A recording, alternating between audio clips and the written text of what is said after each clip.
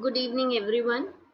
So, this is the fifth day of the international workshop on anthropological practices and theories, past and present.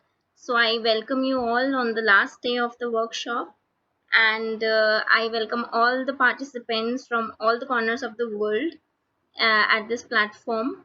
Today, we have Jasper again speaking on the topic Thinking Through Materiality, Material Culture, and the Material World in Anthropological Theory.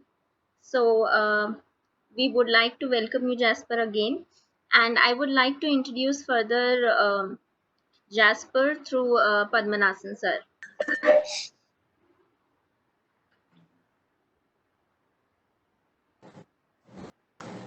Padmanathan, sir. Yes, I'm here.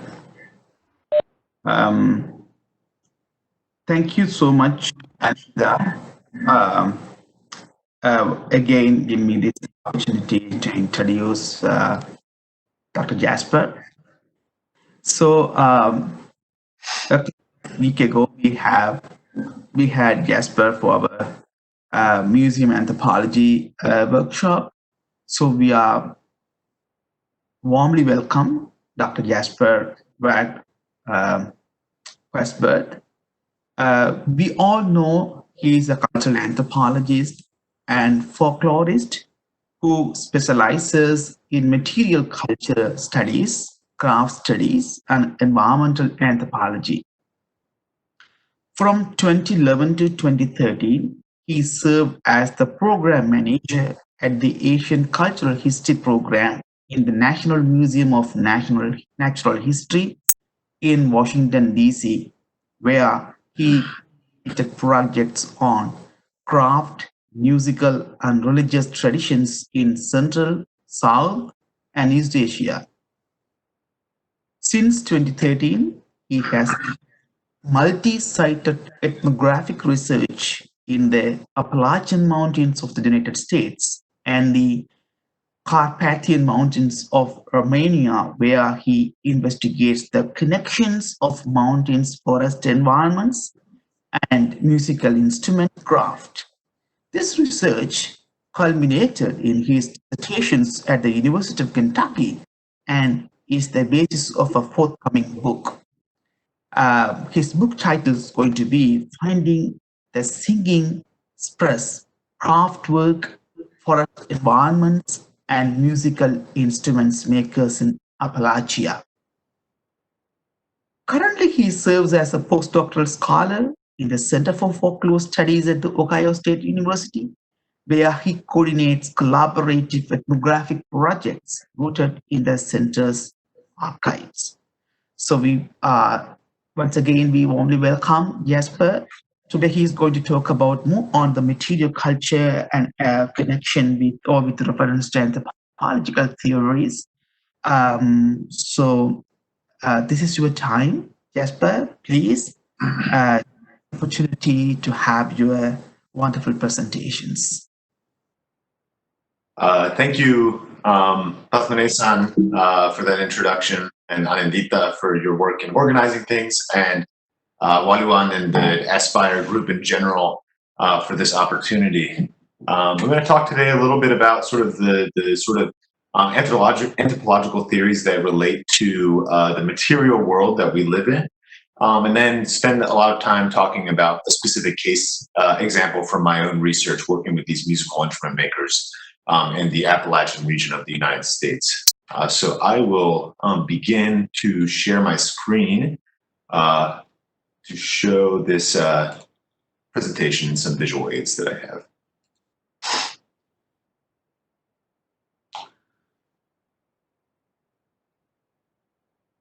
So yes, I know you're talking about materiality, material culture, and what it's like to live in this material world that we all share, and how we explore that through anthropological theory. Again, my name is Jasper Waugh Quasebarth. I'm at the Center for Folklore Studies at The Ohio State University. So one central question that I kind of want to keep in mind, and everybody to keep in mind today as we talk about these things, is how do we think about agency as expressed between humans and the material culture that surrounds us? we live in this material world that sort of undergirds everything that we do. Nothing that we do is possible without these materials that we're constantly in relationship with. And so I want to explore a little bit about this sort of moment in material culture studies and materiality studies in anthropology and the social sciences more generally, as well as the specific track that I kind of take through this. And why that is in my specific case study. So looking at how the theory sort of applies to my case study of working with musical instrument makers, and what the musical instrument makers, as well as the instruments themselves and the trees that they're made out of, can teach us about theory as well. So where a lot of this kind of the sort of genealogy of a lot of this theorizing that's being done right now is coming from phenomenology, so very sort of humanistic, philosophical understandings of what it's like to be a body in the world and a body encountering material things in the world. So Husserl, Heidegger, Baudrillard, Merleau-Ponty, Desserteau, these are all sort of people who spoke very and wrote very sort of philosophically about what it's like to be the embodied person in the world, and what it's like to encounter objects in the world, or are they always objects, or are they perhaps co-subjects sometimes? So these are the sort of philosophical underpinnings of a lot of this research that's being done now. And in anthropology, more specifically in its sort of brother and sister disciplines, we see also a heavy influence of materially driven social science. So social science that really depends on the material to sort of explain how human interaction sort of works. So we have the grandfather of a lot of economic anthropology, Karl Marx, and the sort of materially driven idea of how people relate to the means of production, as well as what do they do with that when they have it. Foucault and conceptions of how bodies are disciplined through the material substrate that we live in. Bourdieu, who talks about how human beings sort of have this embodied everyday practice in relation to our environments that we're surrounded by, as well as the ecological anthropologists, which I believe other speaker spoke about earlier this week, who's really tied human behavior directly to the environment. And so, which gets complicated a little bit by some of these other theorists when you sort of bring all these into the fold. And so what we see out of all this is this sort of material turn starting in the late 90s that's really sort of come to its head today.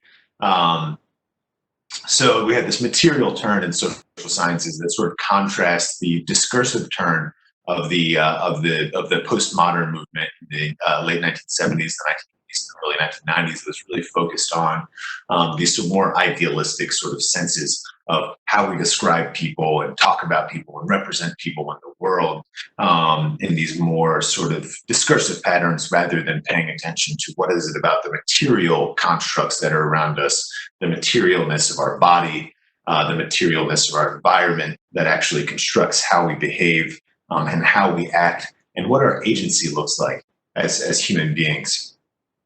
So just a couple of different sort of ways that this material turn manifests in my own research is thinking through, first of all, radical material agency. This comes out of a lot of archaeological theory that really actually takes agency, like human agency, and places it within material things. So the Scandinavian archaeologist Bjornar Olsen, for example, literally takes human-like agency and attributes it to things like mountains, in the way that they force human beings to interact with them, say by walking around a mountain rather than being able to simply walk through it. I was also kind of reminded of that this week, this anthropology news for the American Anthropological Association's cover stories about the death of a glacier. So we see anthropology sort of taking up these kind of environmental issues as well in relation to that. and giving agency to not only non-living things, but non-human things, but also non-living things, and attributing death to a glacier. And the article sort of describes grief and everything that's attached to that. So living in the Anthropocene, this age, this geologic age where human beings agency have really changed how the world works, also causes us to think critically about that agency and maybe place it in some other places other than only human beings. What I really come down in a lot of this is this sort of idea of relational conceptions of agency. So agency that emerges through the relationships between human and non-human actors. Agency isn't a purely human endeavor. It's not a purely material endeavor, but rather it's the thing that comes out of this relationship between materials and humans that act with them, act upon them, and are influenced by them. And a really important aspect of that is to talk about the sort of what is the material of materiality. We hear about materiality a lot. We need to think a lot about what is the material of materiality. So not only sort of seeing objects and their representative capacity, their symbolic capacity, and how they influence us in the world, but what specifically is it about the materials of the things that we use that actually creates these relational agency? What is it that creates these relationships? What is it that compels humans to act in specific kinds of ways? So I just have this at hand right now. So what is it about this magazine that allows me to flip through it? You know, the materiality is not arbitrary. And so it compels us to act in certain kinds of ways as we relate to it through our embodied forms. And so that's really where I sort of come down in this body of theory, is really through this relational sense of agency is constructed between the material of things and this sort of capacity of human beings to act upon them in creative and inventive ways. So just some examples of this kind of this idea of materiality as found in these kind of relational spaces. Bruno Latour, an actor network theory, has been one of the sort of most famous and leading proponents of these kind of dispersed agency throughout systems. And we also see it in other theorists. Donna Haraway, I apologize, I don't have her name right here, Haraway, who sort of finds these agency as constructed between the sort of the hybridity, or rather, in her words, the coming together of lots of different things, human and animal and mechanical processes. And then Jane Bennett, who's a geographer, talks about who ties these things to political ecology and power and environment, talking about vibrant matter. What is this matter that speaks to us, that calls to us and calls us into action, such as this glacier in the case of this in Iceland? Daniel Miller, thing theory is kind of what his sort of area is talked about.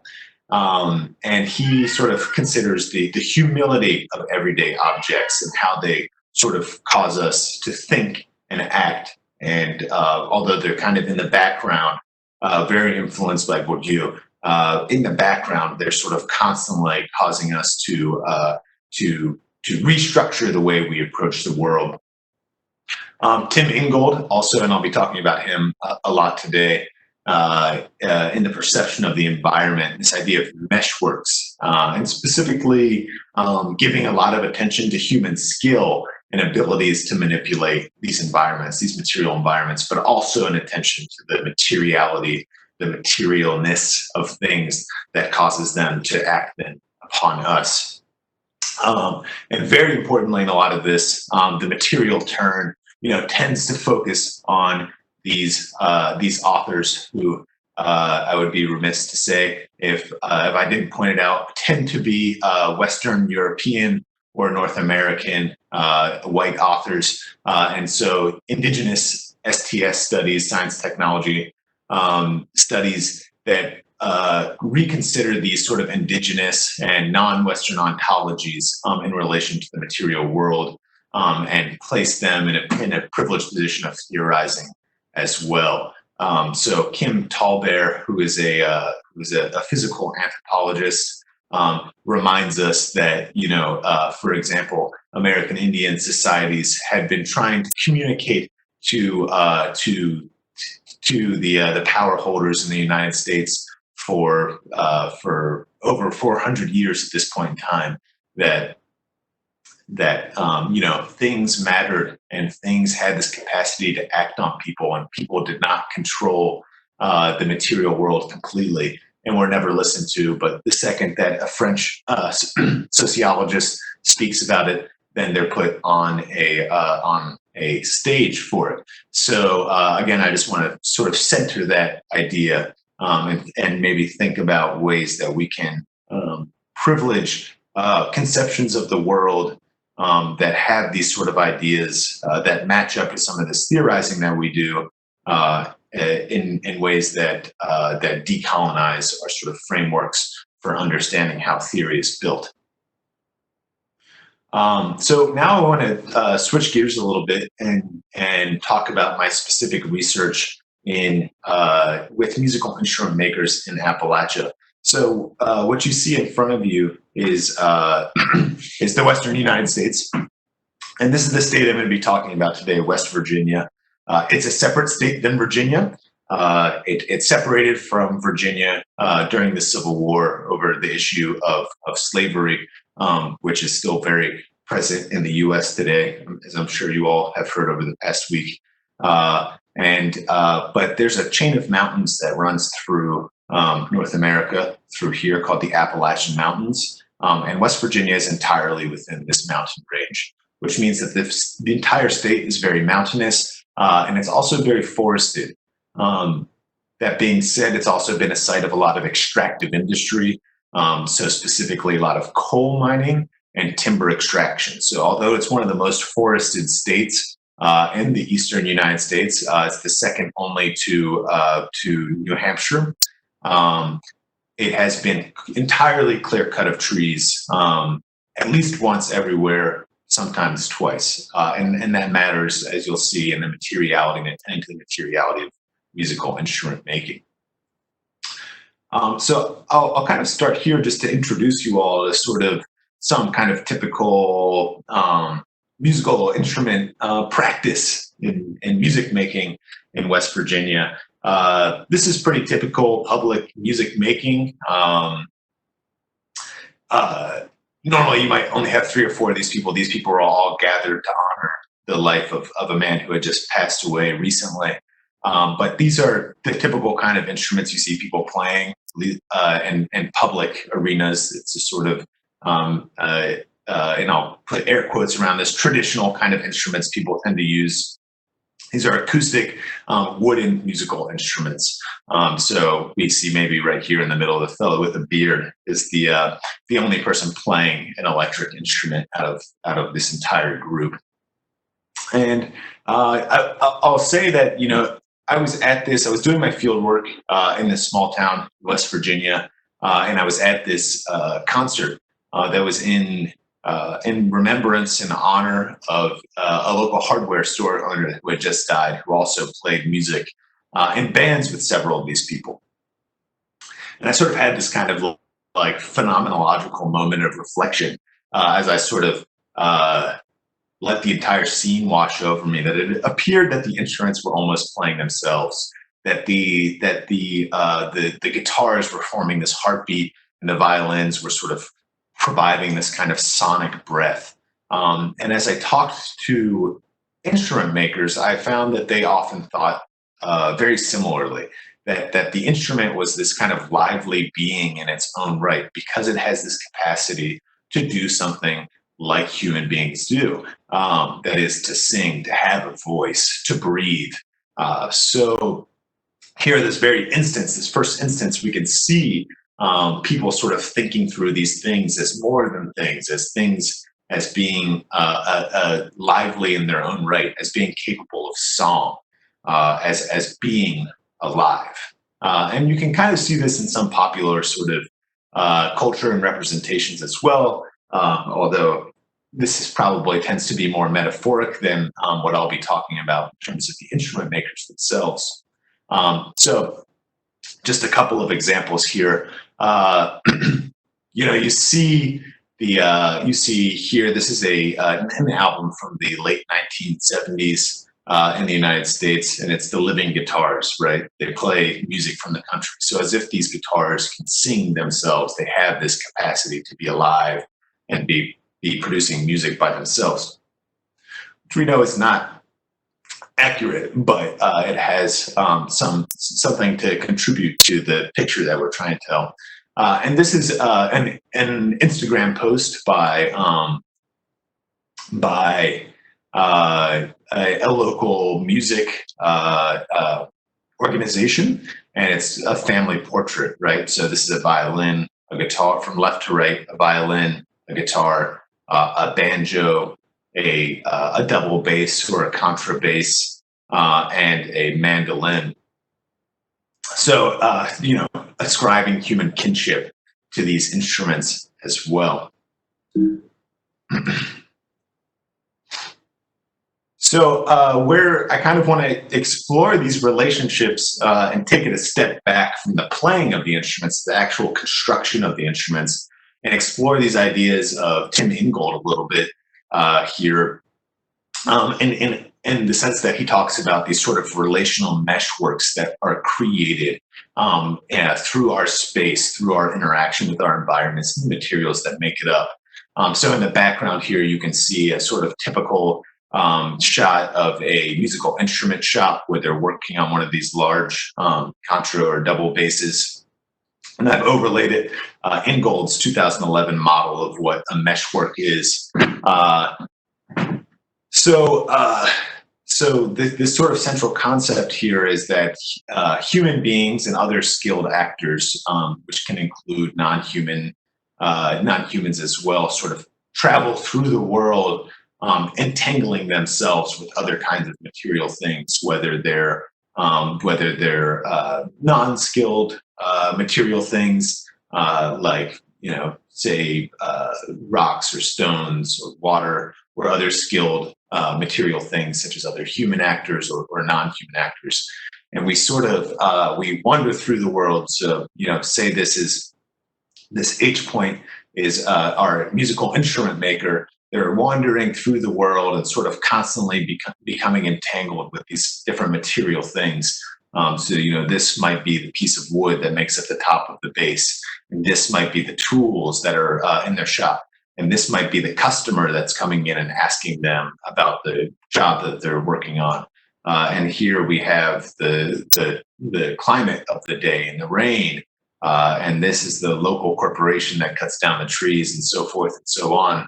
And so by becoming entangled in those, we have this ability to sort of manipulate these meshworks as well.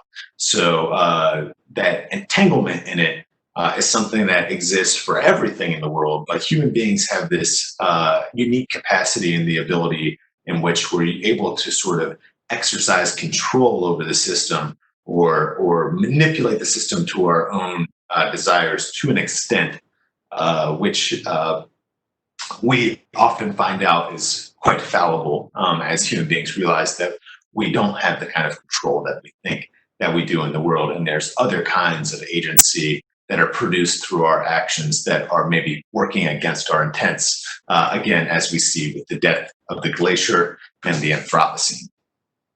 So I'll talk about this sort of idea of meshwork a little bit through my work and just these kind of relationships that play out through it, and what that allows us to see by attending to the material in this kind of case study. So the first thing I'll just point out is here's the state again, and this again is in the eastern United States. Very high mountains, especially through this area of the state, and very forested in this area. And it's very reliant on the forest industry as well. So, for example, this county, Pocahontas County, was the primary county I was working in. It's also where my family is from. So I'm also happy to talk about sort of doing anthropology in the places that you're from with folks. If you're interested, I would love to hear more about that. It's about over half of the county is controlled by the U.S. Forest Service, which means that it's a federally owned national forest area that's mandated to be used for many things. But this is not like a national park. National parks are these very protected areas. If you think about the famous examples in the U.S. being like the Grand Canyon or Yosemite, they're very protected. You can't do anything there except for just kind of be a tourist. These national forests are actually productive economic zones that the federal government owns. They cut timber there. They allow leasing for mining, and they also create infrastructure um, for tourists and other kinds of economic activity. However, this sort of dominating materialities, and I'm leading on this article by Richardson and Weshkalnis in 2014. They have this really useful concept. They take materialities and apply it to sort of resources and extraction, and talk about these resource materialities in a sense that people become so sort of their local economies become so dominated by a specific economy that these materialities of the resource come to dominate the sort of life world as well. We certainly see that in West Virginia. In southern West Virginia, it's around coal.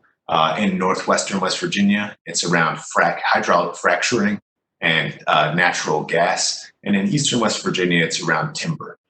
So a lot of concessions in people's lives are made to accommodate, and the state works to accommodate these industries, because the understanding is that this kind of materiality is going to be the sort of salvation for the economy. What happens is you often lose the other kinds of things, right? The forest is only seen as being productive for the trees that are growing in it, and you lose what else is happening in the forest, such as this picture on the bottom right that shows a man and a woman sitting on a hillside. They're sitting gathering what are called ramps. They're wild onions, but these other kinds of forest products or things that are happening in the forest aren't attended to because the timber is the only thing that matters. So these kinds of things can often be sacrificed in hopes for the timber. And the timber is also only thought of in sort of scientific, very sort of like rationalized ways as a crop that should be harvested, instead of other ways of thinking about what the forest is and what it does. And so what that means is that hardwood species of trees, like the maple tree, for example, that goes into the back of a violin, they're cut about every 60 to 80 years. And the softwood trees, like the spruces and the pines, that might, for instance, go on the top of a violin, are cut every 30 to 40 years. That's how forestry. That's when the foresters have decided it's going to be the max profit that you can get out of that tree over that short-term cycle. And that directly conflicts with musical instrument makers' sort of materiality and temporality, the sense of temporality that they have as well. In order to make a musical instrument, a high-quality musical instrument, I should say, out of a tree, for these instrument makers, the tree needs to be alive for at least 150 to 200 years. So that really conflicts with the sort of sense of temporality and the materiality of the tree that you see from the large timber companies. And beyond that, you have these sort of long time periods that the maker spends associating with the wood. So you can't just go and cut down a 200-year-old tree. It has to also be aged in the shop for somewhere between 5 to 20 years. So the maker during that time creates this relationship of care and attention with the tree, which is also being cared by, or is also being the object sort of desire of things like bugs and fungus that feed on it as well. So the instrument maker has to enter in this kind of caretaking relationship with this wood, and before the time in which they can actually make it into this instrument and engage then in this process, this affective process of learning from the wood, and creating the instrument. And so, I'll say that in these spaces, the material itself becomes a teacher of instruction. It becomes it tells the makers in a way how to respond to the material and how to create a singing instrument. The wood has these materials to it that cause it to flow and flex and sound, create these different kinds of sounds and how you respond to it. So if you don't have that skill to be able to work with those material qualities, then you probably won't end up with a successful instrument. So again, we can see how this agency is created relationally between the skill of the maker on one hand and the sort of qualities of the material on the other. Another thing, just another aspect of that is the skill and attention that it takes to uphold an instrument over years. And we also see this sort of play discursively through the relationship as well. So, for example, here we have a violin maker working with the gentleman who owns the instrument, another double bass, and he's working to reset the sound post. So it's a post that goes inside the instrument from the top to the back and helps transmit the sound waves. And because English is often such a ugly language, we call it a sound post. But in French, they call it l'âme. In Spanish, they call it la alma, the soul of the instrument, because it transmits the sound. So again, this attention to material culture shows us that perhaps there's something else happening here too, if we're ascribing souls to our musical instruments through the sound post, which is this really critical part of it. And it also sort of creates these common spots of interaction and building agency between the makers and the players and the instrument.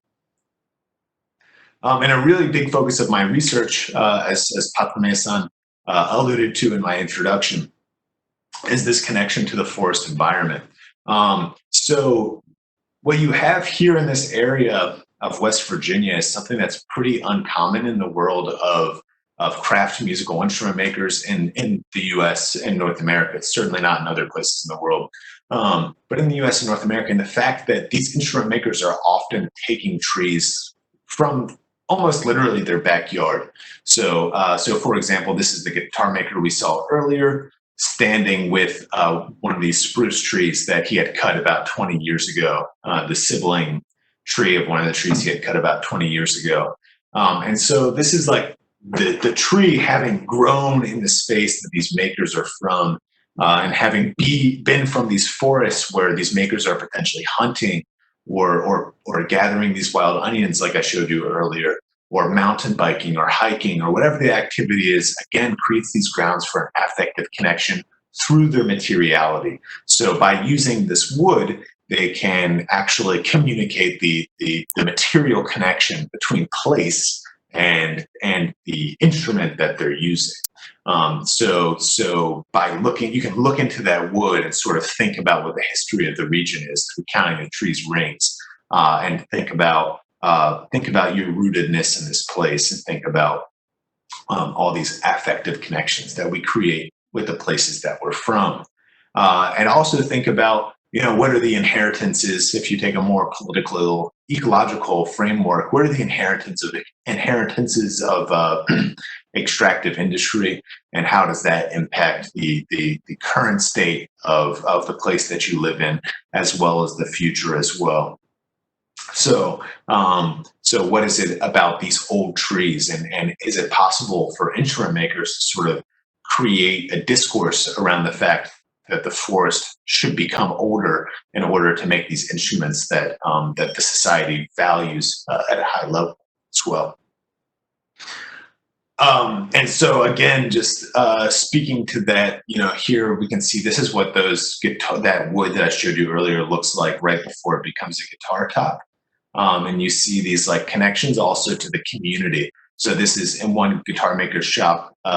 You see these are the specific mountains that they were coming from, that are just close by the shop.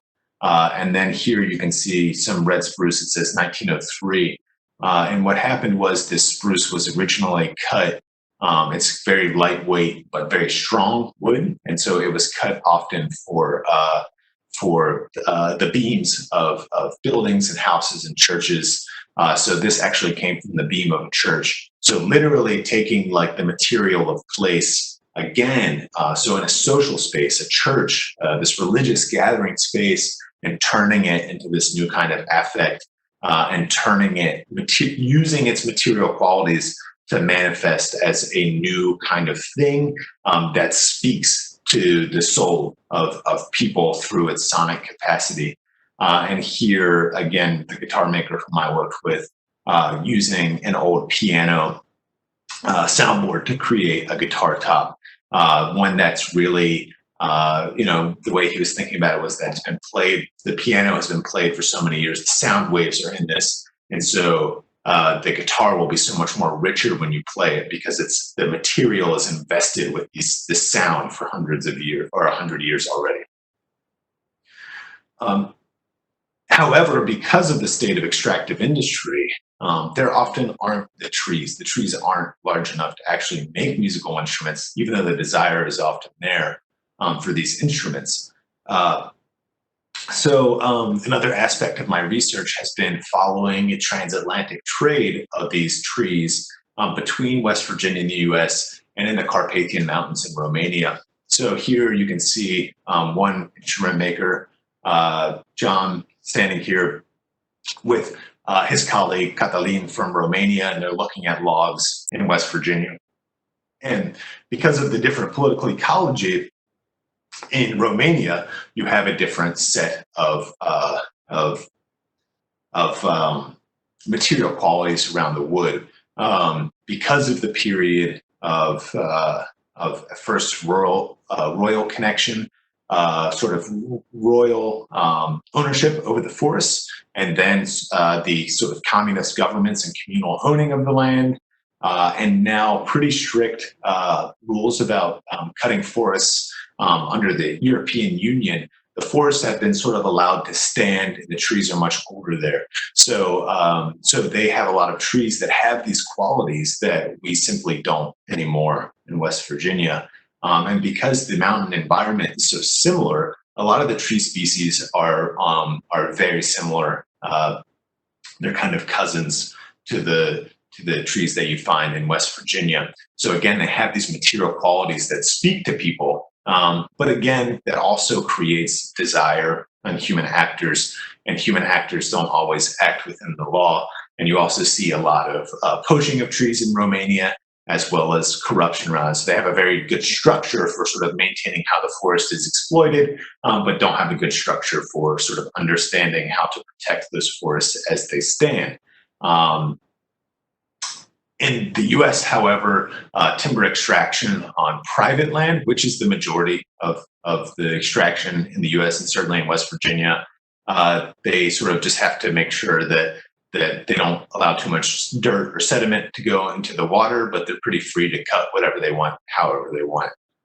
So often people like musical instrument makers' needs are completely left out of the picture, and those trees are all going to create things like toilet tissue or single-use paper products of that nature.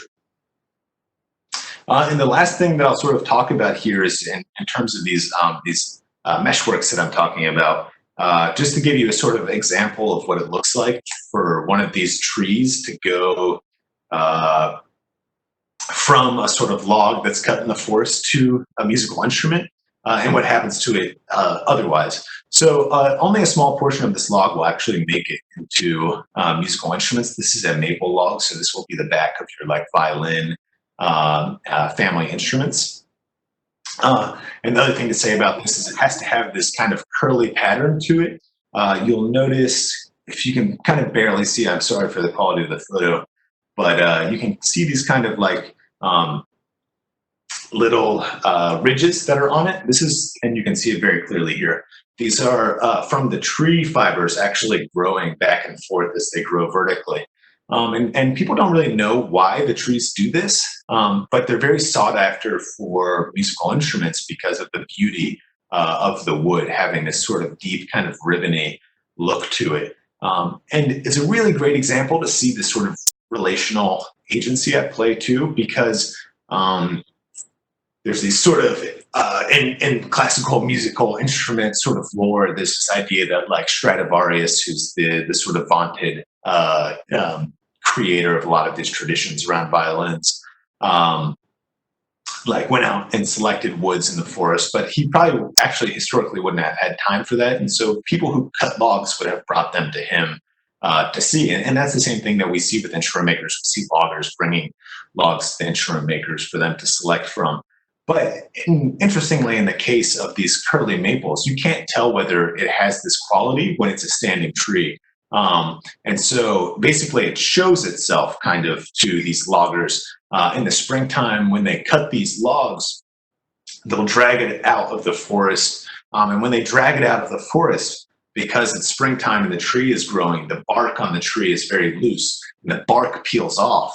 And so once the bark peels off, then they see that it's this kind of tree, and they realize it has some other kind of value, so they'll take it to the musical instrument makers. So here you can see my friend Travis taking the bark off of this the rest of the way when they're getting ready to cut it. So a small portion of that will become instruments, but it also sort of calls to people again and other kinds of actors as well. And these small musical instrument makers engage in a sort of gift economy as well with their material. So they might sell, or keep for their own these parts that are going into musical instruments. But the rest of it, other parts of wood that would be perfectly suitable for other purposes, they sort of gift out. And other people desire these, and the materials of them, of the qualities of this waste, are also useful to other people. So you can see here a pile of wood that will either go to firewood, or somebody came out and took one of these and turned it into a walking stick. The sawdust created on the sawmill is gifted to a local chicken farmer who uses it for litter for the chickens. And then finally, my favorite example, in like a local restaurant, they had taken some of this wood and framed the door frame in the wood in the door frame to the bathroom. You see this literally, this material kind of escape out into the rest of the community, and again serves as this kind of material signifier through the qualities of this wood that causes people's attention to be drawn to it, of the connections between the instrument makers and the larger community around them. So again, you can see in this case, Travis here working on the sawmill, sort of interacting with all these different kinds of actors, material, human and non-human. He has to sort of prepare this log before the beetles get to it, before the sun gets it too hot, and fungus starts feeding on the cellulose in the log. So Travis is navigating all of these meshes in order to express his agency as a instrument maker. And I'll end it there, and I'm very happy to continue in conversation and answer any questions if anybody has.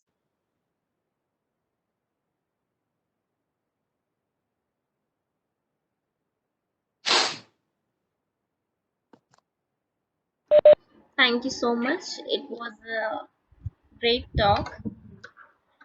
I would open the floor for question answers, but before that, I would like to announce that please drop your email IDs for getting the feedback forms so that we can mail you right away. And yeah, now we can go for the question answers round or any kind of discussion. Any questions?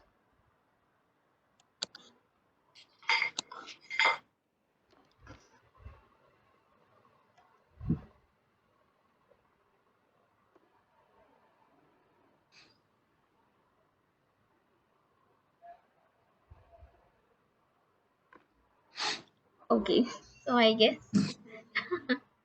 there is no question. So, or should we wait? I can ask you one question that when we talk about this material culture, so how can we means obviously we do the participant observation as a ethnography thing, but how can we, as an outsider, relate to that material in the cultural perspective?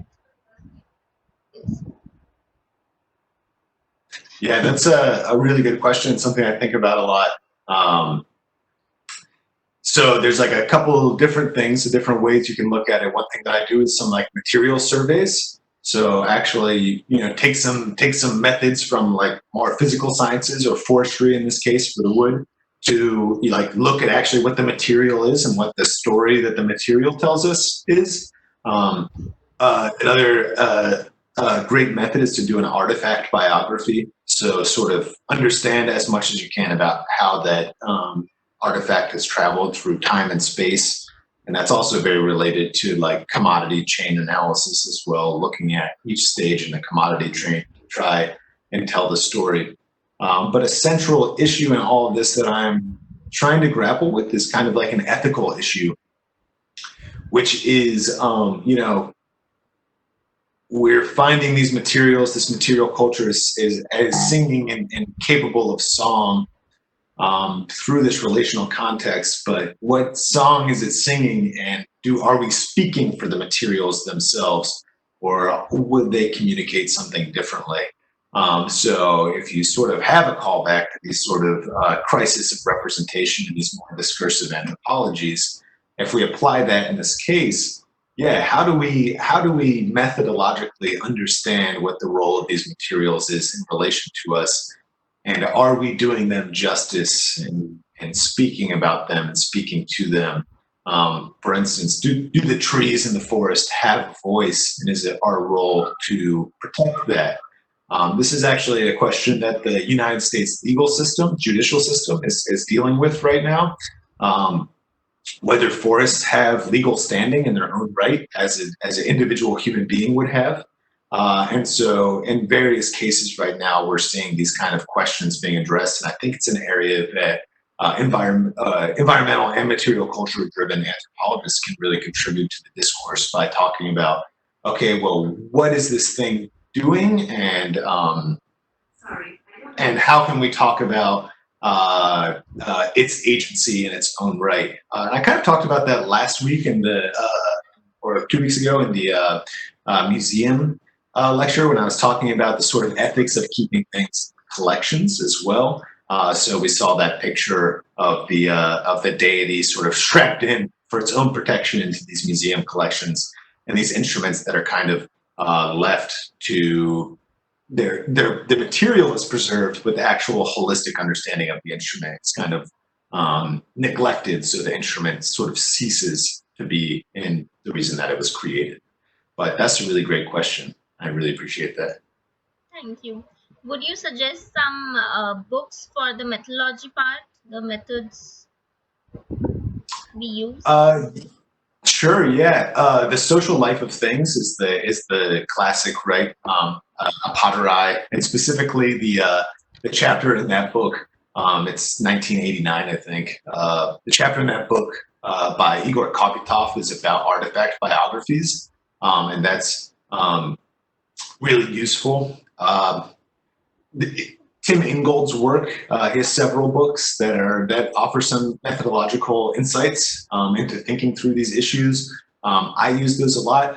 They're sort of problematic, and I think that's something I kind of glossed over in my presentation. But he does a really good job of talking about how things interact, but he doesn't do a good job about talking about power and the differences in power. So the fact that more powerful individuals or groups like corporations or the state have more ability to be able to manipulate those systems. So that's kind of one caveat I would add to that. My methodological toolkit is kind of pieced together from a lot of things, so I have a little bit of trouble coming up with some other suggestions off the top of my head. But those are definitely two places to start. As well as like Bjorn R. Olson's work as well. The archaeologist, he offers a little bit more of a sort of methodological take about what it takes to approach these issues. I can think of some more things and send them to you as well. Thank you. Thank you so much. So, I guess there are no questions, so I would like to invite. Is there any question?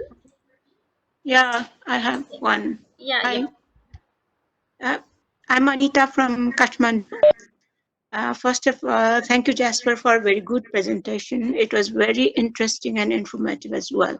So, though you talk about the material things and the connection between what is material and what is materiality, uh, I do believe that in the material, there is a connection of non-materiality as well. For example, in our country, Nepal, uh, there are many tribal groups and many ethnic groups who take the jungle or the trees as sacred, and the trees have been conserved as the particular forests are referred to as sacred, and they are they are spared as they are owned by some deity or so.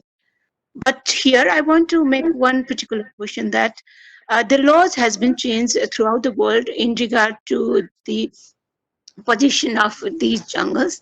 For example, in our country, there are certain tribal groups whose livelihood depend on these jungles, and they make out some products out of these trees.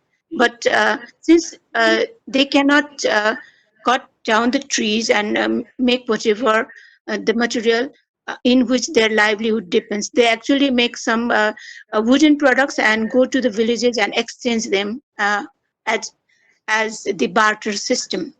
But since they cannot own their private jungle, though the community forestry program of Nepal is very renowned and taken as the example of very good practice for many communities, but since these small tribal group cannot own their own forest areas, so what would you suggest as the role of anthropologists to uh, preserve the traditional practice of these tribal people?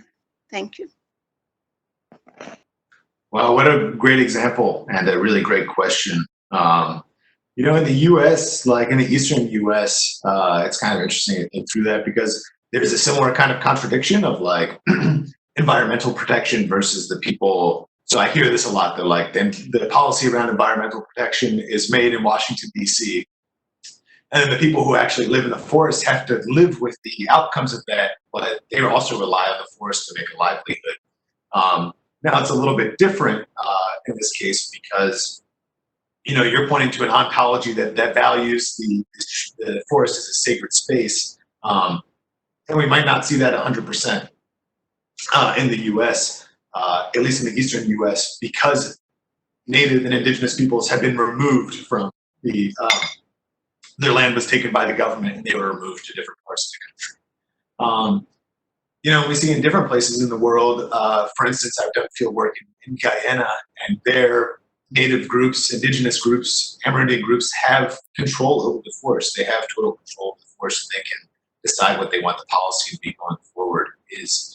So I think that our role as anthropologists is to understand how these systems work, understand the sort of ontological basis for the trees, and the forests, how the environments sort of function, those ontological bases, as well as sort of the instrumental sort of ontologies that the state is using to produce policy around, you know, production quotas or growing the economy in terms of GDP, these kinds of issues. So I think our role is to sort of try and communicate what we find on the ground to these like power sort of people who influence the policy. So how can we communicate those ontologies and understand that in this case that you're talking about, people need to use the forest. They view it as sacred, but they need to use the forest's sacredness. Something that's sacred about it is the fact that you can make things from it. And so I see that too with the instrument makers that they need to. There's this sort of this tension there that they want to keep the trees standing for as long as possible, but they do need to use them at some point. They value the living trees, but the tree has to die before you can make it sing as a musical instrument, which is a really interesting contradiction. But they believe that the forest should be living longer, the trees should be living longer, the forest should become older than we're currently seeing with the foresters programs. So one of my goals is to take, this idea, this different temporality that exists in relation to the material, and communicate that to people who maybe don't see that because they haven't seen it sort of play out in a day-to-day sense. So one thing I'm working on right now is involving these instrument makers with a practice of replanting forests, replanting these spruce trees in the forests. And something I'm very committed to is making my anthropological sort of interpretations relevant and public and accessible to people who are actually changing the policy. And just the last thing I would say about that is that these moments of like material culture around like heritage and tradition, which these musical instruments are kind of seen as, is really a place that I think that anthropologists can do a lot of work in convincing people that of certain environmental protections maybe that should be taken when they might not normally think of that, because you're able to sort of couch it in this idea of heritage or tradition. But again, that's a fantastic question. It's something that I really think a lot about. So I appreciate it. Thank you. Thank you so much. Any more questions? Yes. This is Ignatius Prabhakar from Chennai. Hello, Jasper.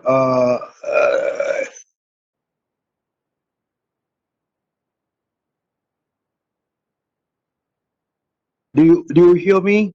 Yes, yeah, I hear you. Thank you. Yes. Very very interesting to hear the term like materials in materiality. Of course, Anita came up with materials in immateriality too. The it's an interesting thing. Like now, I'm sitting at home and looking around at all the materials around to see like how to really see or classify these materials to look on, like how you have looked into transferring it to a workshop, and then the working materials, and to the place from where it originated. Very very very interesting, like how my sofa sets to the knives which I use in the kitchen. It is very titillating to talk about like should I have to really go to the iron ore materials to say about the economy behind, and more to talk about the consumerism prevailing around, like to which mall did I go to buy this, and how effective it is, like giving me a satisfaction as a material in providing me my daily things, and the importance I give to it, to my washing machine. And what is it, like really, like it gives a lot of insights on the very term called like materials of, or in materiality. Very very very interesting, like it has given a good insight. Surely our students here would also give, give it a great thought to see it like how we how we could really think it differently. Thank you, Jasper, for this. Yeah, thanks for those comments. I really appreciate that. And it makes me think of like some of this idea of like immateriality, materiality are not actually separable, but they're sort of both parts of one thing. But, space and time and sound, these are things that we encounter that are, immaterial, but they exist because of the material, right? So we don't have sound except for matter is vibrating. but sound as it arrives, is out there, but then it's sort of, we can only encounter it through that material vibrating in our own bodies, or space. Encountering the spaces that we live in is only through encountering the materials in relation to ourselves, and time as well, and geography, as you were suggesting, like where do these things come from that are in our house, and how are they related to the space of the world outside of us? So yeah, thank you for your comment. I appreciate that. Thank you, Jasper.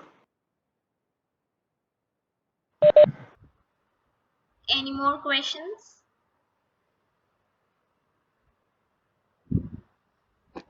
Okay, so I guess there are no more questions. So I would like to thank Jasper for this brilliant talk, and we had a wonderful session. So now I would like to welcome Professor Chellapuramal for the validation. Hello. Good evening to you all. Am I audible? Yes, sir. Yeah. Really, just now we had a very wonderful talk by Dr.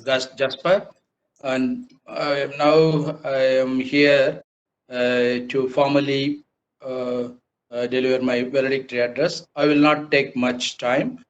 The past 5 days, we have had very good, wonderful lectures.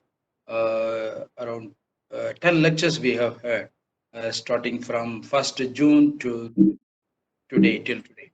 The first lecture was the keynote address, inaugural address by the very renowned professor of anthropology in India, Professor Vinay Kumar Srivastav. He has touched upon all the important aspects of the theories of anthropology and its practices, past and present.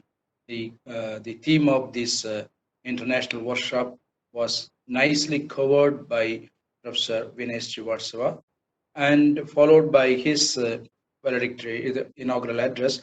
We have had two lectures on the day, say the inaugural day, one by Dr. Jesuratnam on evolutionism, and the other by me, neo-evolutionism.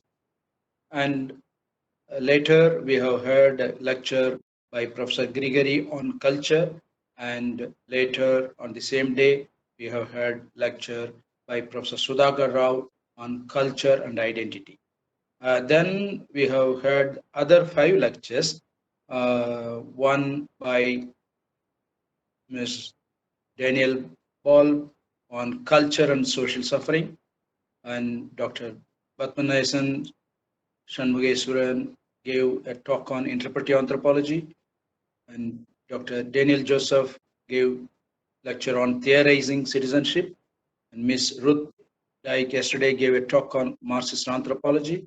Just now we have heard a lecture on material culture. See, interestingly, this international workshop nicely about 5 lectures purely on theories. Theories, not only the old classical theories, even the recent theories. But it is very difficult to cover all the anthropological theories in a 5-day program. But definitely, all the speakers who have covered the theory part touched upon all the important theoretical underpinnings, all the theories, the earlier theories, new theories, and the criticisms of the theories and applications of the theories. Everything were covered nicely. The later 5 lectures by the other experts, are exactly concentrated on the applications. In fact, the first 5 lectures by the Indian professors, most of them are very senior professors. They have covered the aspects of the theories, and the later 5 talks, all by the US scholars. Interestingly, they are all very young and energetic. They have concentrated all their talks on the empirical, their own studies, their own applications. Most of them are currently doing work. And so it is a very interesting combination. Seniors, scholars on theories, and the currently working scholars on their current research topics, combining both these things, by hearing all these things, any student of anthropology would get the deep understanding and its wide coverage, depthness of the subject, everything you could get it. It is the workshop was designed in such a way that, in a way, it has covered. It is very. I would say it is a very in-depth workshop, I would say. Only this workshop would have been beneficial only for the people who have had a little bit of anthropology knowledge. Otherwise, it will be very difficult. What I mean to say, it is really a very high-level scholarship, high-level discussion, high-level input have been given. Another aspect of it, it is a learning experience. Even people like me, who have spent decades of work in anthropology, I learned many things from each and everybody's lectures, especially the young researchers who have worked on the Marxist anthropology, the post-colonial anthropology, the citizenship theorizing, and the material culture. All these things, new trends. You cannot simply stick on to the old-fashioned anthropological research, because world is changing, situation is changing. You have to have the new methodologies, new materials, all these things you have to combine together so as to update the anthropology. And always anthropology is the subject. It would not update itself according to the changing needs of the society.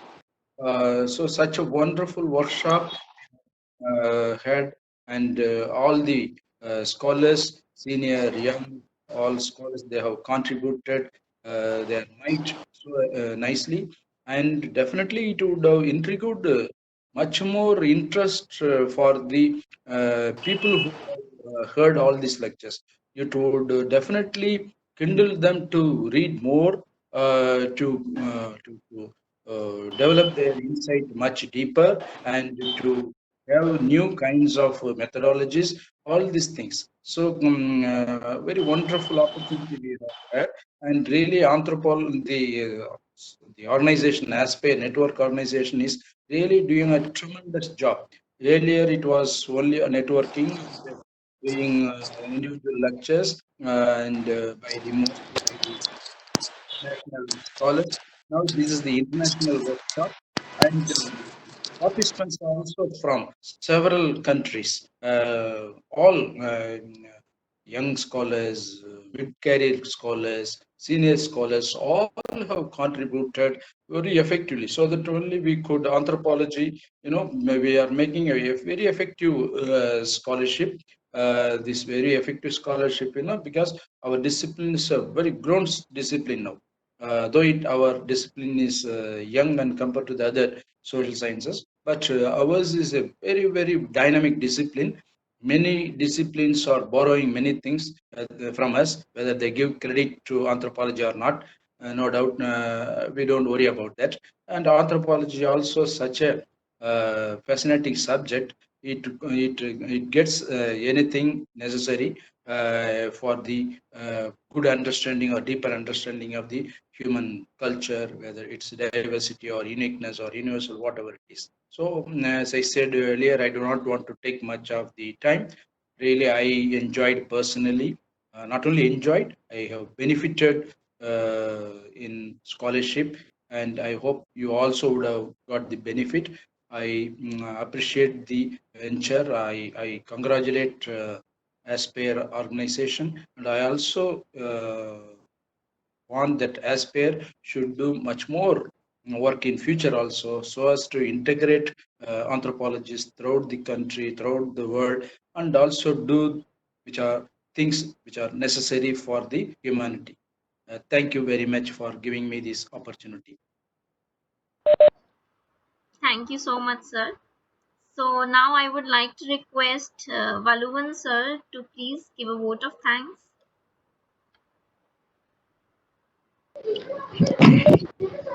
Thank you, Anudita. Are you hearing me? Yes, yes. Okay. Good evening, all.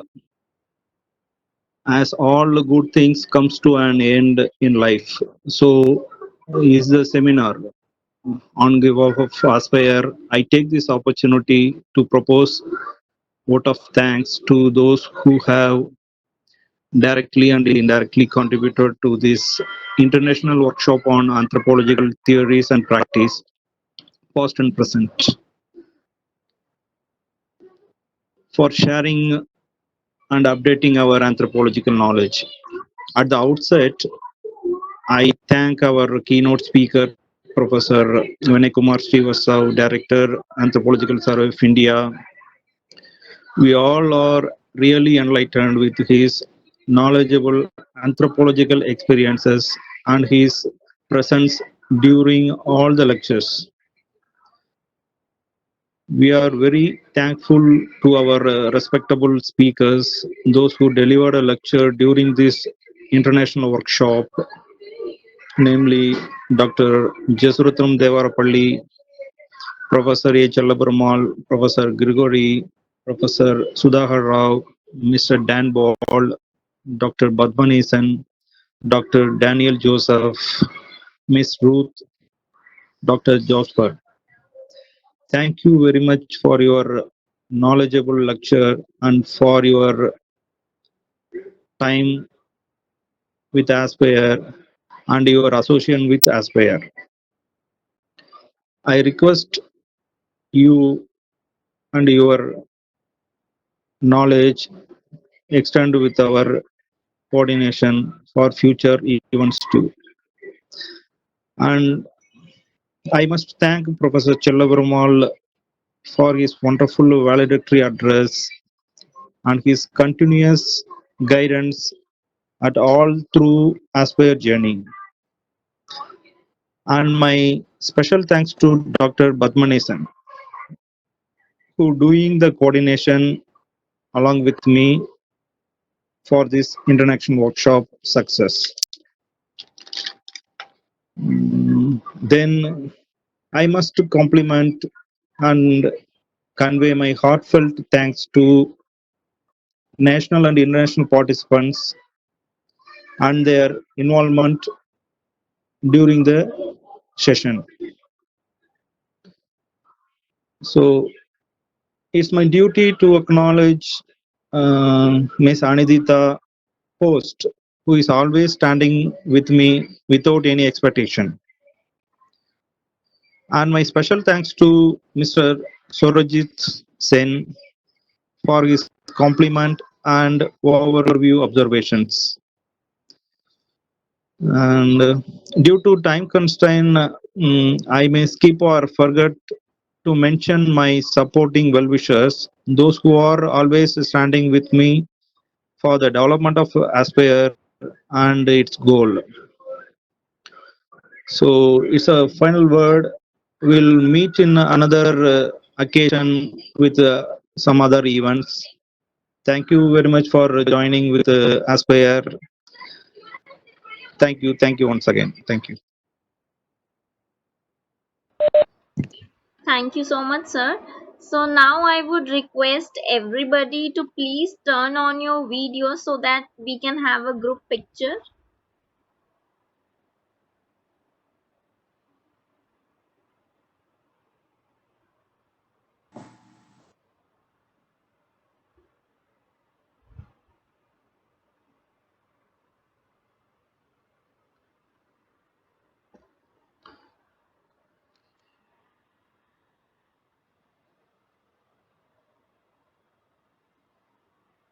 Hi, Dharna.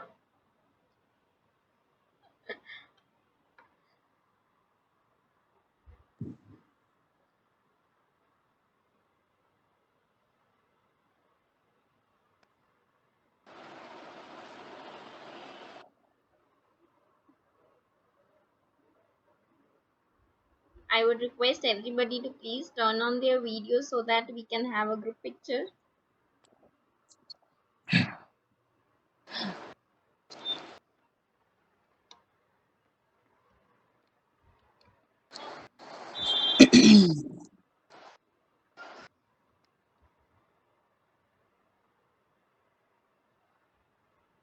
Valuvan sir, you should also turn on your camera.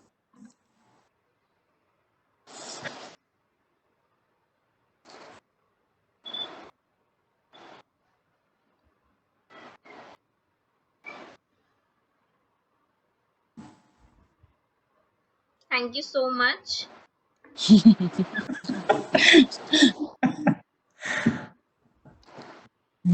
Yeah, thank you so much. On the last day of this workshop, I had a great time with all the participants and the speakers, and I hope you have learned and got a lot more things for the future.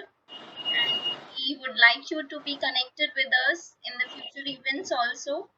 And I thank you all on behalf of Aspire, and hope to see you soon in the further events. Thank you so much. So I would end the meeting here, and the feedback forms will be sent to those who have given their email addresses in the chat box. Please be sure that you have given your email addresses on the chat box. I will be here till more 5 minutes. So if anybody is missing on that, please give their email IDs. Thank you so much. See you soon.